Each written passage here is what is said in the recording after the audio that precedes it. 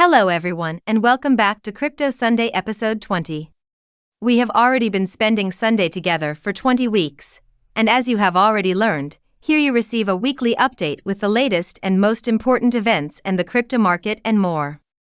Today, I want to introduce you to the latest changes in the EGLD ecosystem, announced by Maiar on Twitter.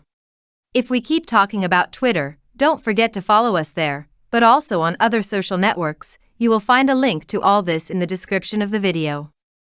I want to thank you all for your support, especially the paying members, who receive these series one day faster, and who help us during this difficult time.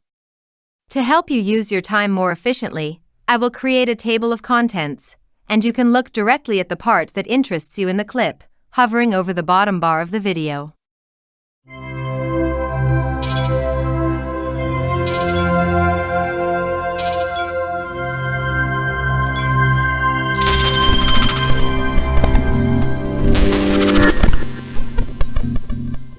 We will start by discussing the Launchpad and listings and how Benny wants to maximize these opportunities. As he says, what's next for the Launchpad? And what's next for Ethereum? Before talking about listings, let's briefly touch on the Launchpad. What's our goal for the Maiar Launchpad? We back determined teams solving hard problems with global impact. Creating a special forces program of sorts for blockchain startups. Why would this be relevant for the most ambitious startups? They learn to build passionate communities, raise needed funds, and get valuable feedback toward delivering technology that is useful and improves the world. Not general feedback, but pure, distilled insights, coming from builders at the frontier. So how has this worked out so far? Well, to be fair, maybe it's too early to draw definitive conclusions. But some things are already obvious and clear. First example, status and results.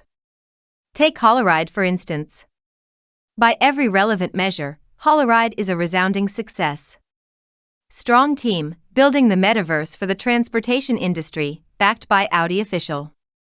And several big automakers, looking to deliver a first version of their product mid this year, in collaboration with TVive. Making top Audi models Holoride ready. This alone is phenomenal.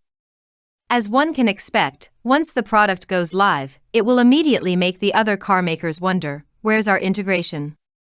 Where's our version of this cool product? Which means one thing. Expansion. Ride is at an approximate 330 million market cap, roughly 40x from lottery price, with 70,000 plus holders, and just starting to expand to more audiences. It's still early. But they have an immense room to grow, and are in an exceptional position to execute on their transportation metaverse vision. Second example, strong premise. Ethereum is still early, but its technology, potential impact and utility sets a strong premise for future growth within the metaverse space. Growth we'll look to experience together during the coming months and years. Success brings insane demand. So, the Launchpad is a big success for the most ambitious startups. How do things look for the community? Well, for starters, the community is getting the opportunity to participate in building an exciting new future. That's what it's all about. And of course, when the future is exciting and compelling, there's a lot of demand for it. Many people want to participate in exciting startup projects. So what's the optimal way to proceed? Dealing with demand smartly.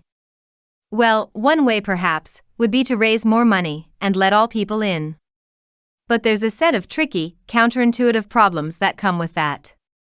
First, raising too much money can easily kill startups. Differently than you'd think. Too much money, too soon, can breed complacency and distraction. Next thing, instead of building a product, hunger is lost and you get distracted prematurely optimizing newfound wealth.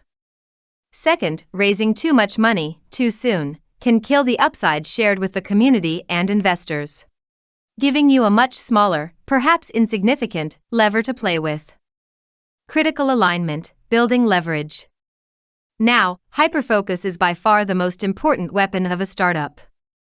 Similarly, upside shared with the community is the ultimate leverage and alignment force.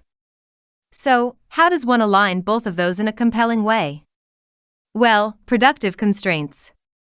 Perhaps the best way we've found, until now, to secure needed funds, maintain hyper-focus with the startups, while opening a unique and high-upside pre-listing opportunity to the largest possible community group, has been a lottery system.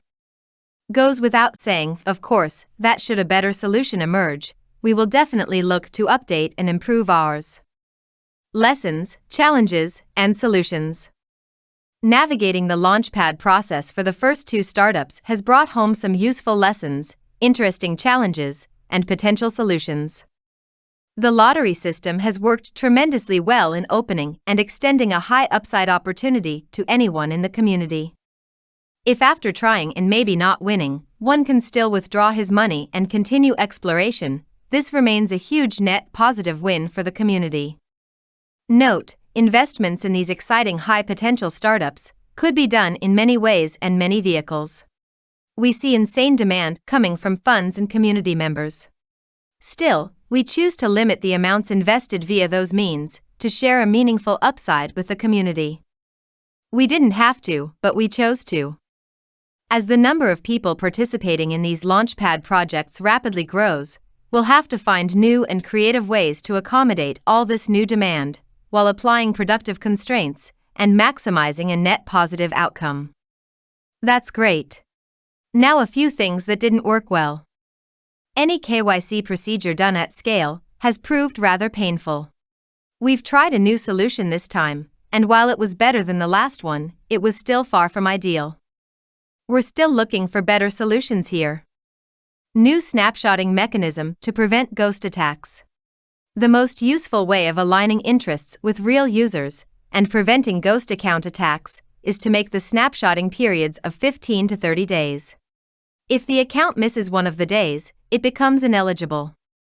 Note that despite close investigation and blacklisting 21,750 accounts due to suspicious activity, some got away with the trick. With insane growing demand, come tricky challenges. We understand and accept this. There is no perfect way of filtering, given limited time. It's not perfect. But still, overall it's a huge net positive for the community. And with the new mechanism, it will be even better. There is a great number of people that have invested lots of effort and energy in the EGLD ecosystem from the early days. Many of those people had 16 tickets, with none as winner. To amend this situation, starting with the next Launchpad, everyone who has been staking for greater than 30 days, and is eligible for greater than 10 tickets, will automatically have one ticket guaranteed. With the Launchpad, we have created a special forces program for the most ambitious blockchain startups in the world, and a great opportunity for the community to participate in a pre-listing process with surprising upside. But it's important to underscore that this is just the starting point. For all those looking to make more significant investments and contributions for the longer term, listing is the point to explore.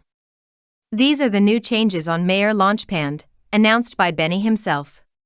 I'm curious what you think about these improvements. As you can see, those who have more than 500 EGLDs at their stake for more than 30 days will receive a guaranteed winning ticket in each lottery. This will further decrease the chances of the other participants. I'm curious how these changes affect you, positive or negative? Do you have more than 500 EGLD at stake or less? Let's take a quick look at the numbers and see how the market has evolved in the last week. It can be seen with the naked eye that the market has grown nicely in the last week. If we look exactly at the charts, we see that we have seen an increase of over $140 billion in the last week, that is, on average, over $20 billion daily. And so today we reached $2.15 trillion. We are still far from the all-time highs of $3 trillion. It is interesting to follow the crypto market without Bitcoin. Let's see how it has evolved. Thus we can identify whether the growth belonged to Bitcoin or the entire market. Looking at the chart, we notice that we have a growth of the whole market, except Bitcoin, almost as big as in the chart that also contained Bitcoin. This shows us that much of the market growth is created by altcoins and not by Bitcoin. Looks like MetaCyber is up 1,600%. That's wow. I don't know and I don't recommend the project, it just caught my eye seeing it here. Bitcoin is up 3.5% in the last week. Ethereum is making a nice 10% jump. Binance currency rises by more than 6.6%. Solana reaches over $138, rising by almost 37%. Terra Luna, Cardano, Avalanche, Polkadot, and almost all the altcoins have grown very nicely in the last week, some by as much as a few tens of percent, others by less, but very few have been the ones that have decreased, and their decreases have been minimal. Generally less than 1%. We have over 18,650 active crypto projects being traded. I hope you are aware that most will not exist in 2 to 3 years from now.